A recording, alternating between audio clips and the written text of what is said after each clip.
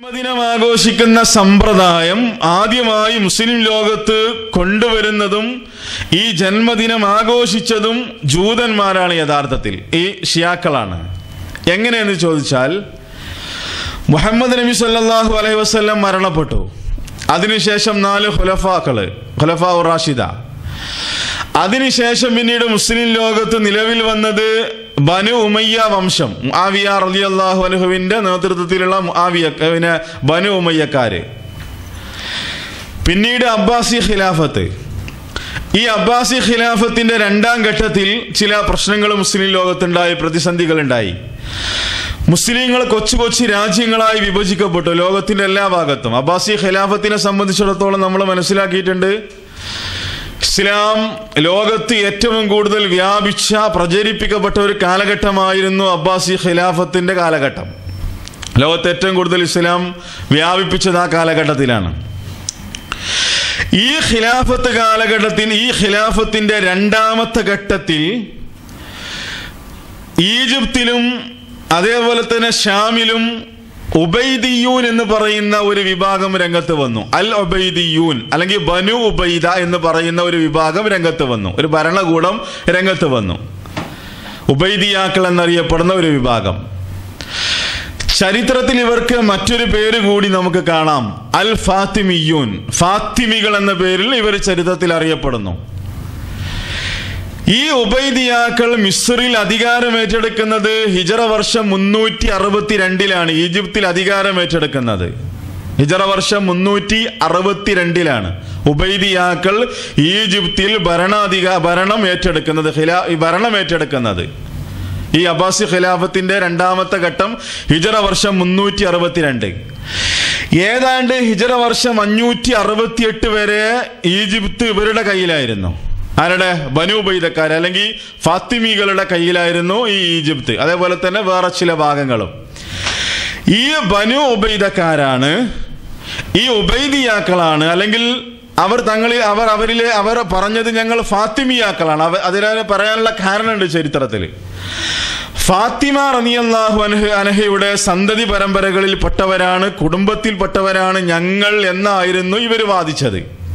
അലി റളിയല്ലാഹു അൻഹുവിന്റെ, ഫാത്തിമ റളിയല്ലാഹു അൻഹയുടെ, ഹസൻ ഹുസൈൻ റളിയല്ലാഹു അൻഹുവിന്റെ കുടുംബ പരമ്പരയിൽപ്പെട്ടവരാണ് ഞങ്ങൾ എന്ന് വാദിച്ചുകൊണ്ടാണ് ഇവർ അൽ ഫാത്തിമിയൂൻ അല്ലെങ്കിൽ ഫാത്തിമിയാക്കൾ എന്ന പേര് അവരിലേക്ക് ചേർത്തപ്പെടാനുണ്ടായ കാരണം ഇതാണ്. എന്നാൽ ഇസ്ലാമിക പണ്ഡിതന്മാർ, അഹ്ലുസുന്നയുടെ പണ്ഡിതന്മാർ ഒരിക്കലും ഇത് അംഗീകരിക്കുന്നില്ല.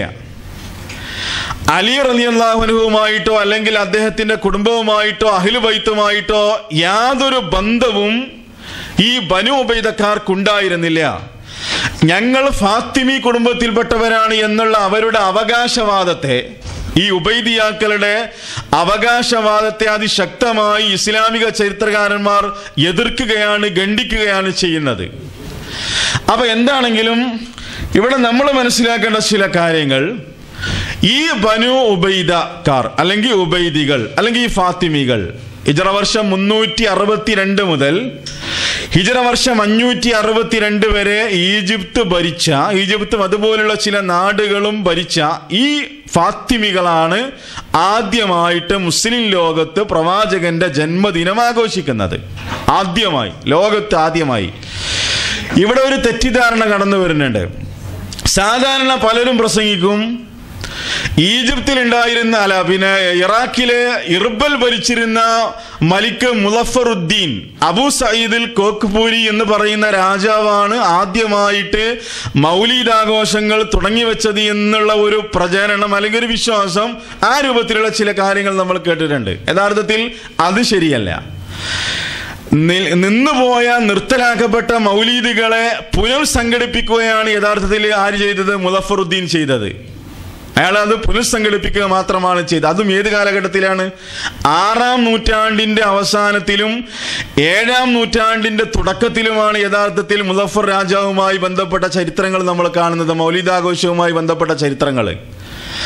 അപ്പൊ അതിൻ്റെയും ഒരുപാട് പിന്നോട്ടുള്ള ചരിത്രത്തിലാണ് ഇത് നമ്മൾ വായിക്കുന്നത്. മുളഫറിന്റെയും ഒരുപാട് മുമ്പ് ഈ ജന്മദിനാഘോഷം, മൗലീദാഘോഷം തുടങ്ങിയത് ഉബൈദിയാക്കളാണ്, അല്ലെങ്കിൽ ഈ ഫാത്തിമികൾ എന്നറിയപ്പെട്ടിരുന്ന ഈ ആളുകളാണ്, ഈ ഭരണകൂടമാണ് എന്നുള്ളതാണ് ചരിത്രത്തിൽ നിന്ന് നമുക്ക് മനസ്സിലാക്കാൻ സാധിക്കുന്നത്.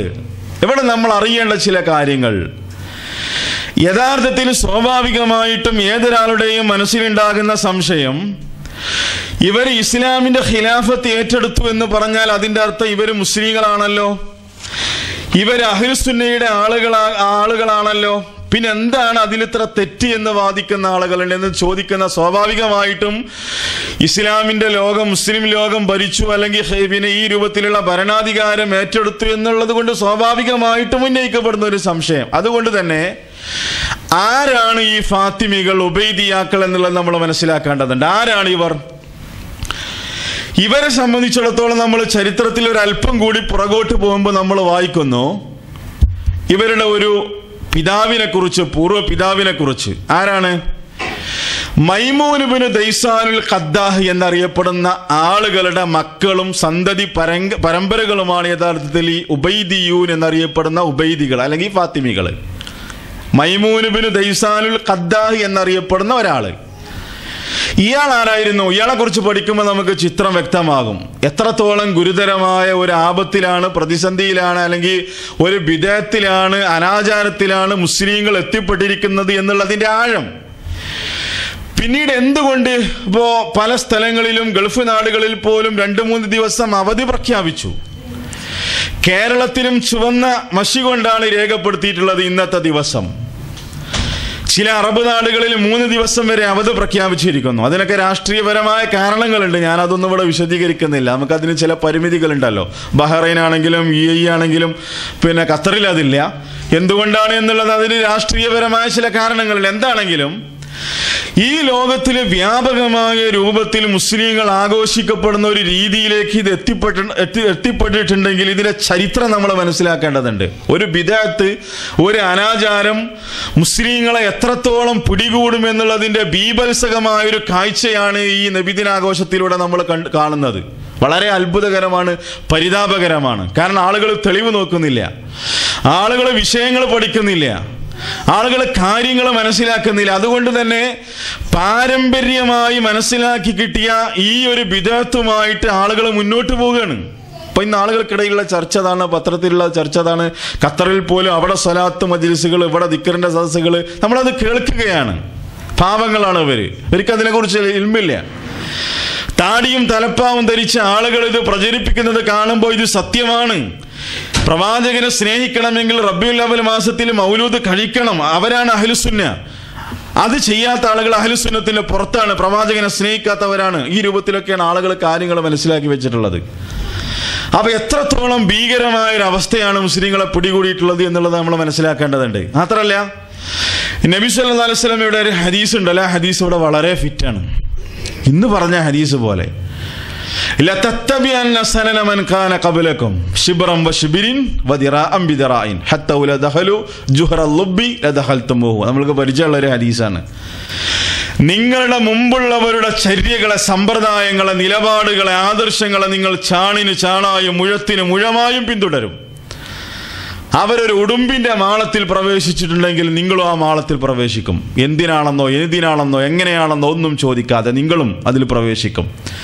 സഹാബത്ത് ചോദിച്ചു, ജൂതന്മാരെയും ക്രിസ്ത്യാനികളെയുമാണോ പ്രവാചകരെ ഉദ്ദേശിക്കുന്നത്? റസൂലുള്ള പറഞ്ഞു, പിന്നെ ആരാണ്? അവരല്ലാതെ പിന്നെ ആരെക്കുറിച്ചാണ് ഞാൻ നിങ്ങളോട് പഠിപ്പിക്കേണ്ടത്?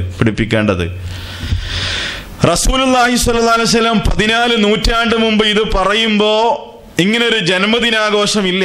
നമ്മൾ മനസ്സിലാക്കണം. ഇന്ന് നമ്മൾ കാണുന്നു ക്രിസ്ത്യാനികൾ തുടങ്ങിയ, ജൂതന്മാർ തുടങ്ങി വെച്ച സല്ലല്ലാഹു അലൈഹി വസല്ലമയുടെ പ്രവചനം അങ്ങനെയാണ്, ചാണിന് ചാണായും മുഴത്തിന് മുഴമായും അവരുടെ സമ്പ്രദായങ്ങളെ നിങ്ങൾ പിന്തുടരുമെന്നുള്ളതാണ്. ഇന്ന് നമ്മൾ ആഘോഷിക്കുകയാണ് ജന്മദിനാഘോഷം. ഇവിടെ നമ്മൾ ചരിത്രത്തിലേക്ക് തിരിച്ചു വരിക. ഈ ഉബൈദിയാക്കളുടെ പൂർവ്വപിതാവായ മൈമൂൻ ഇബ്നു ദൈസാനുൽ ഖദ്ദാഹ് ആരായിരുന്നു? അദ്ദേഹത്തെ കുറിച്ച് ചരിത്രത്തിൽ നമ്മൾ വായിക്കുന്നത്, ഒന്ന്, അദ്ദേഹം ഒരു മജൂസിയാണ് എന്നാണ്, അഗ്നി ആരാധകൻ. മനസ്സിലാക്കണം നമ്മൾ വിഷയം. രണ്ടാമതൊരു അഭിപ്രായം അദ്ദേഹത്തെ കുറിച്ച് പറയുന്നത് അദ്ദേഹം ജൂതനാണ്. ഇതൊക്കെ സംഗതി ഒന്ന് തന്നെയാണ്. ഇദ്ദേഹം ഒരു ജൂതനായിരുന്നു. ആര്? മൈമൂൻ ഇബ്നു ദൈസാനുൽ ഖദ്ദാഹ്. മൂന്നാമതായി നമ്മൾ ചരിത്രത്തിൽ വായിക്കുന്നു ഇദ്ദേഹത്തെ കുറിച്ച്. ഇദ്ദേഹം ബാത്തിനിയ പ്രസ്ഥാനത്തിന്റെ സ്ഥാപകനാണ്. ആര്? ഈ ഇബ്നു ദൈസാനുൽ ഖദ്ദാഹ്, മൈമൂൻ ഇബ്നു ദൈസാനുൽ ഖദ്ദാഹ്, ബാത്തിനിയ പ്രസ്ഥാനത്തിന്റെ സ്ഥാപകൻ. എന്താണ് ബാത്തിനിയ പ്രസ്ഥാനം? അതുകൂടി നമ്മൾ മനസ്സിലാക്കണം. അപ്പൊ അതിന്റെ സ്ഥാപകനാണ്.